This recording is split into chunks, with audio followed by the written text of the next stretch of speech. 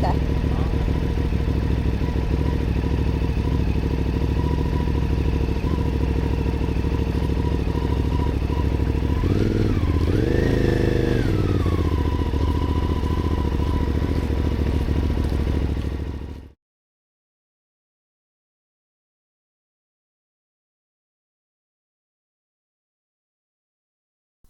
Now, for the experienced adventure bike rider, especially middle-aged men that have very high thoughts about themselves, the CFmoto 450 MT seems like the perfect choice for a new rider.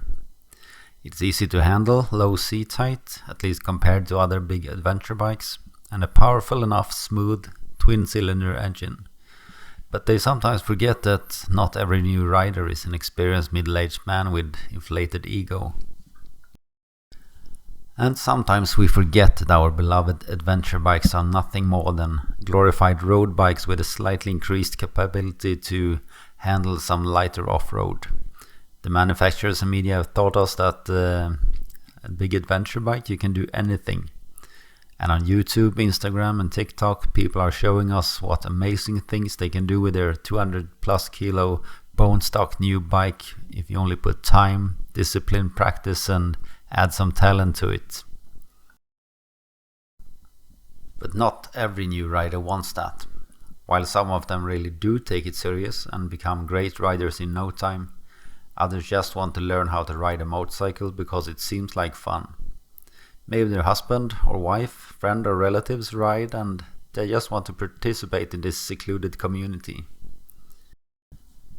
This new rider probably has a job or school, house or apartment, maybe kids, a garden, other hobbies and other activities, so the amount of money, time and effort to put in this new hobby will be limited. And when you are an over-ambitious middle-aged man like me, you just have to accept the fact that they will not share the hobby with the same level of enthusiasm. I have often debated with myself if the CFmoto 450 MT really is such a great beginner bike. But I come to the conclusion that what it is a beginner-friendly middleweight adventure bike. What I mean is that there are hundreds of motorcycles that would be equally great or even better than a 450 MT for a new rider.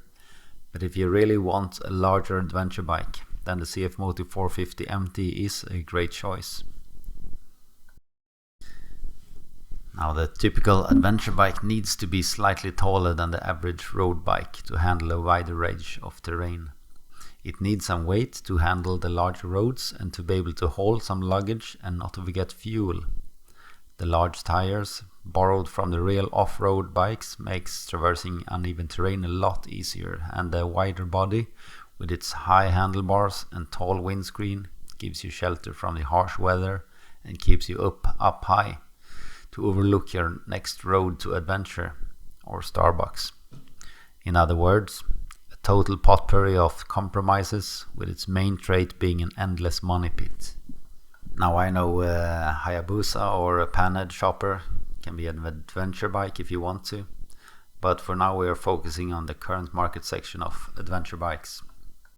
As I've mentioned in other videos, we have smaller bikes at our disposal: the Honda XR 125L, CRF 250L and CRF 100. All of them are easygoing fun bikes, and if I didn't already have these to use, I would probably have bought a lowered Honda CRF 300L instead of the CFmoto to start with, since we already own the Kawasaki Z650. Now, I really like the small Hondas, but the big adventure bike is more useful for mixed riding and gives the rider more practice towards an actual driving license, where you need to do the tests with a bigger bike.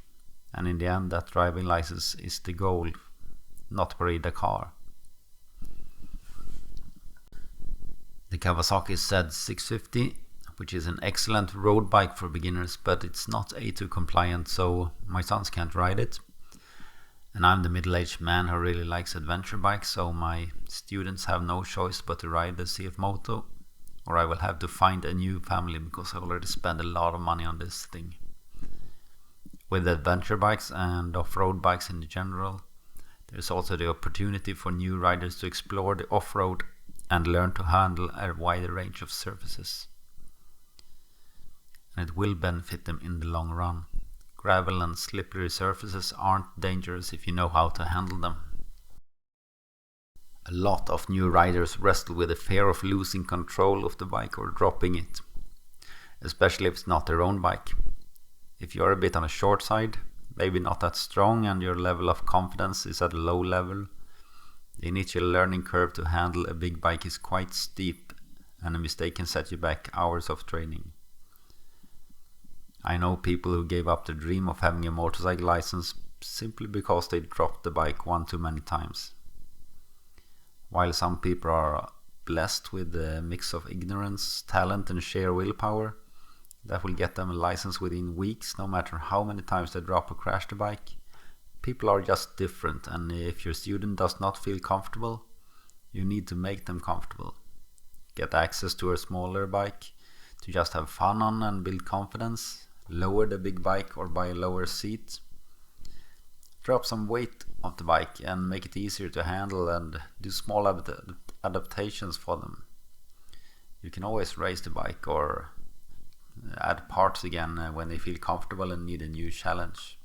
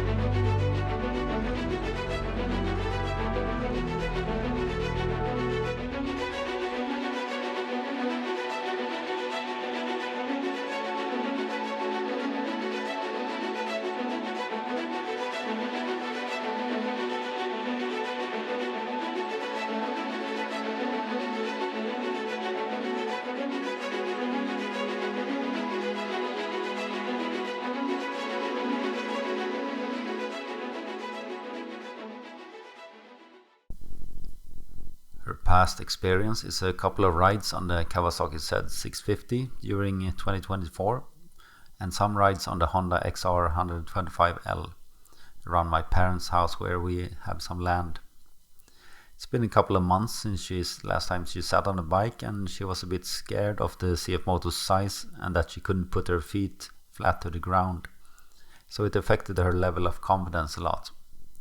However, once she got the bike rolling, she relaxed a bit. The easy clutch and torquey engine makes it easy to like. The wide handlebar gives more control during slow turns than the narrow handlebars on the Z650.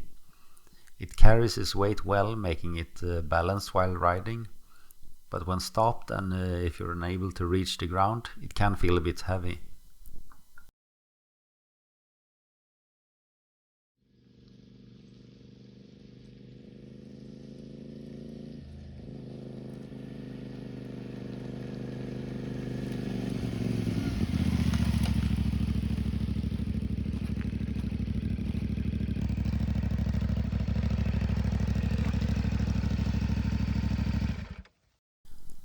I'm still waiting the lower seat to arrive in the mail, but with some training she will probably handle the standard seat unless the terrain gets too rough. She really liked the tall upright seating position and the softer suspension compared to the Z650. The clutch is super easy to engage and the gearbox was smooth. She did notice the jerkiness of the throttle, but that was also affected with her using too low revs because she was trying to be overly cautious with the gas.